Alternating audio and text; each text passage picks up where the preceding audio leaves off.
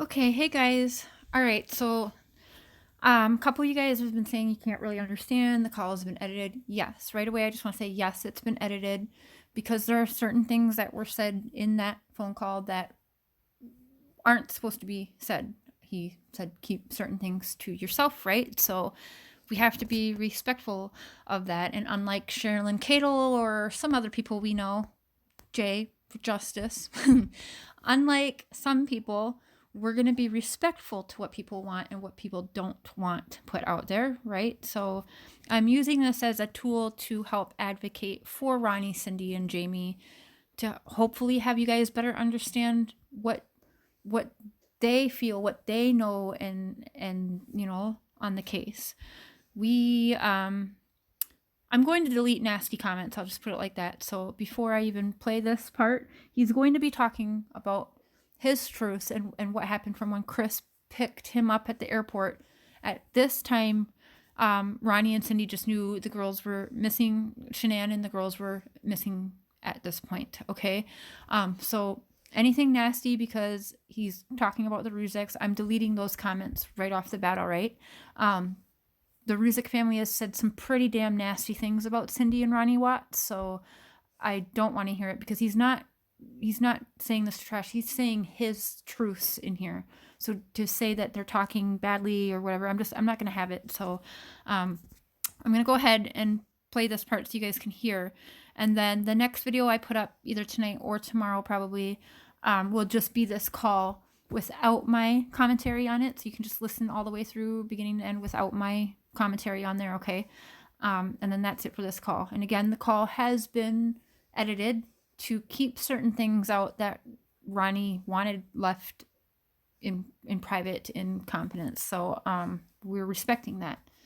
So I'm going to play this part now where he'll go over kind of the evidence is that the Rzucek scene kind of don't match what the Watt scene, and he does make some statements in here, which is some things that I know a lot of us have talked about too. How did Shan get the money in the house and they're spending stuff like that? So you're going to hear that. And again, this is his truths, and he deserves his voice to be heard. And what, to me, over 2 years later, they still sound so lost and confused, and still looking for answers like all of us are. So I'm going to get into it now. We got a falling out because she said no, she's going to put it on. We found out what the narrative was. It was supposed to be about Christmas journey with Christ, which she turned that totally around. And I ain't know we can do about it. No, just like the videotapes of the when we talked to Chris the night before the plea deal. I thought that was, the defense team was there, two with us, two with him. I thought that's more or less client, whatever privilege, whatever confidentiality, whatever type thing. And I guess that wasn't either. Not really repeating any of this stuff. Cindy had called about trying to get some reimbursement on some of their therapy and stuff like that, and it was right after that come out. And about 30 minutes to an hour later, the sister D called her and said that they didn't release it. It was part of the whatever that act is they have in Colorado about freedom of speech, type of freedom of speech, but whatever's out there, it's public knowledge. They can get it. I don't see how it's legal as hell. So, but he told her, said they had been getting slammed from day one on how to handle that case. But it's like when I try to get Mr. Home back from them, they won't do it. Just like the Rzuceks, Frankie, he said it, and the DA said that they have the video that they got of Chris coming out of the house that he was carrying them out like. No, that video that had been released, they must have seen different videos than everybody else is saying. But there's nothing on it. You hear that? So it sounds like, and I'm going to be honest, the Rzuceks were saying one thing and then they kind of switched their story, and they're saying, we've all heard him say he saw this video. The Watts have not seen this video, so it sounds like they're seeing two different types of evidences. I'm going to go back. They have the video that they got of Chris coming out of the house that he was carrying them out like no, that video that had been released, they must have seen different videos than everybody else is saying. But there's nothing on it. Well, even Frankie said in one of his little podcast things or whatever that the video he's seen, he said you can even see Shanann's backside exposed. I said, well, what video have you seen that we haven't seen? They're like a band of gypsies, whatever they can get out of anything. You tell me how a 24, 25-year-old can afford a $400,000 house in Charlotte. When the first time we pulled up there, we went up there for got what it was. I said, and the hell is she affording this working at Dirty South? But I know I work in automotive business. Okay, so again, I don't want to hear anyone come for Ronnie for saying that, because I know for facts we have all had that same thought, right? And we didn't even get to go to those houses.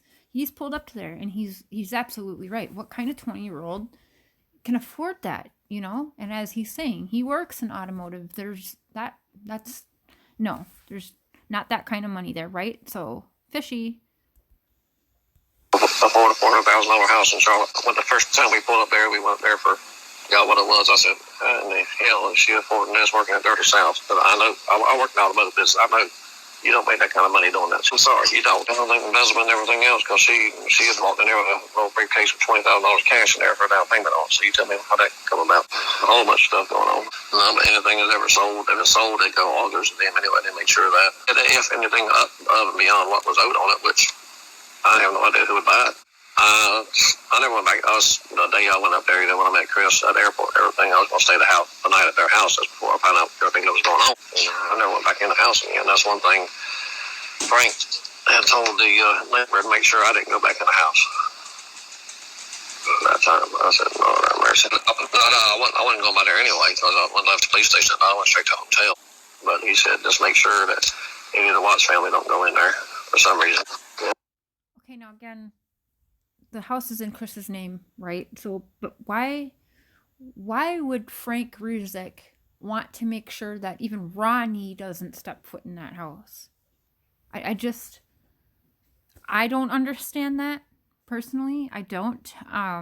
It's weird, right? So, again. I wasn't going by there anyway, because I went left the police station. I went straight to the hotel. But he said, just make sure that any of the Watts family don't go in there for some reason. Yeah, believe me, I hear just like all the, there's, you can click on YouTube, I can click on mine, and about every third or fourth thing that pulls up is something about Chris. Somebody's doing some type of podcast or comments or something about something. Yeah, just like J for Justice, Plunder, the other one, 411, all these other. I don't watch anything. I try to tell Cindy to stay off of it. So we heard who he's not watching. Yes, I left that in there for my own amusement. All right, guys, so I will leave it at that. Take it however you want to take it. I really think it's messed up. And again, I don't want to hear the nastiness because he's mentioning the Rzuceks. I think that's unfair. He deserves to say his side and have his feelings out there. This is real to him. This is his truths, right? And it's very unfair because we've all seen how the Rzuceks talk about the Watts. So if you ask me, this is pretty kind compared to what I've seen the other family say about the Watts. And I'll just leave it at that. I'll go ahead, like I said, and I'll put the call out. It is chopped up again because you could even hear him in there. There's certain things where he said, keep this to yourself, and we are going to do that. So, but I will put this out there without my commentary, so you can just listen to it all the way through without me and my crazy voice. Hope you guys have a good night. Tomorrow's New Year's, so hope everyone has a good New Year's. And again, Mr. Share's streaming tomorrow night at 8 p.m. Central, and hope to see you guys all there. We can talk about this. He'll play the call if you guys want on the stream. So, all right, love you guys.